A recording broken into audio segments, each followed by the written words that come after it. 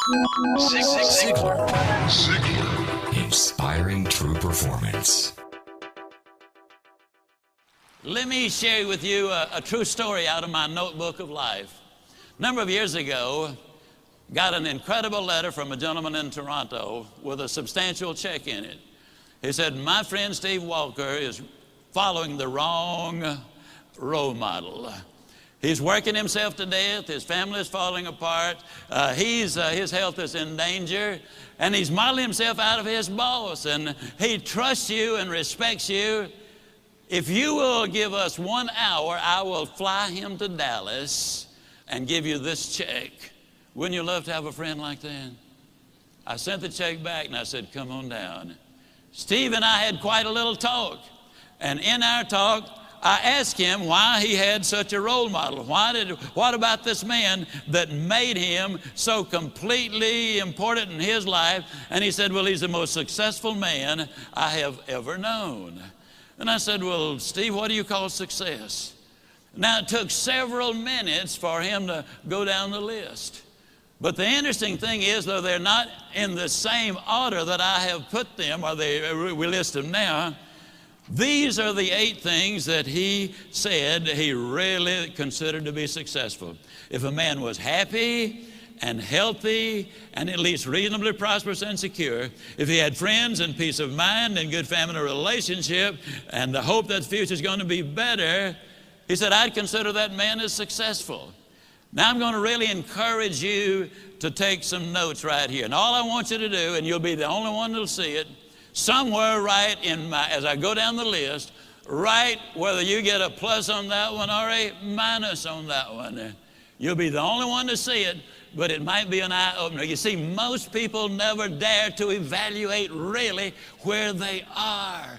And you got to know where you are before you can really determine your chances of getting what you really want out of life. And so I said to Steve, I said, I understand that your boss is very important to you.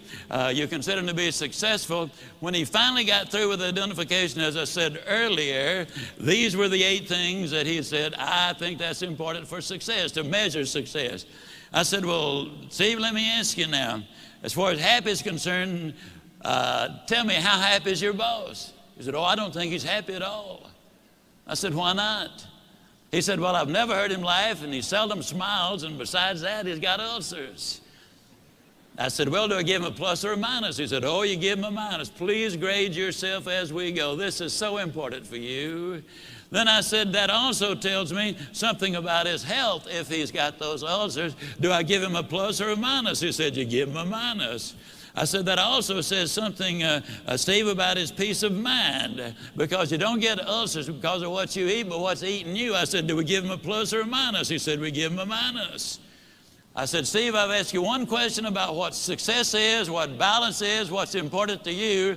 One question, and your boss comes up with 3 minuses. I said, tell me how prosperous he is. He said, man, he's got money running out of his ears, and he's getting more every day. I said, we give him a plus on that one, don't we? He said, we sure do. I said, how secure is your boss? He said, well, he's as secure as money can make you. And I said, well, Steve, let me ask you, did you read where 2 billionaire brothers here in Dallas went bankrupt? I said, how does your boss compare? Oh, man, he doesn't have that kind of money. Did you read where our ex-governor was worth $100 million at one point? He's now bankrupt. How does your boss compare? Oh, he doesn't have that kind of money. Now, understand, Steve equated security with corporate position and bucks in the bank. So I said, well, Steve, let me ask you, would we give your boss a plus or a minus, or just a question mark on that? He said, let's be generous and give him a question mark. I said, how many friends does your boss have? I hope you're marking these for you. How many friends, real friends, does your boss have? He said, I don't think he's got any. I'm not his friend. I just happen to admire the guy. To tell you the truth, he's somewhat of a jerk. And I said, okay, we give him a minus on that one. I said, tell me about his family. And he said, well, his wife's divorcing him. Well, that one's easy to answer. I said, how much hope does he have for the future? He said, well, before I started talking to you, I thought he had a lot. But right now, I don't think he's got any. Why did that statement come forth? Because for the first time, he had evaluated it. That's what we need to do. Evaluate where we are. Are we investing our time properly, using our resources properly? What will the end results be? Well, then I said to Steve when that was over, we give him the minus there.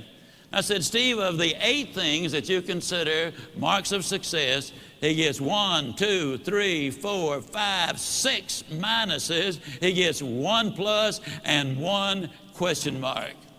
I asked Steve a question. I'm going to ask you the same question. Steve, would you swap places with your boss right now, knowing what you know? He looked at me kind of stunned. He slowly rose to his feet and said, no, I wouldn't. Would you? Zig Ziglar.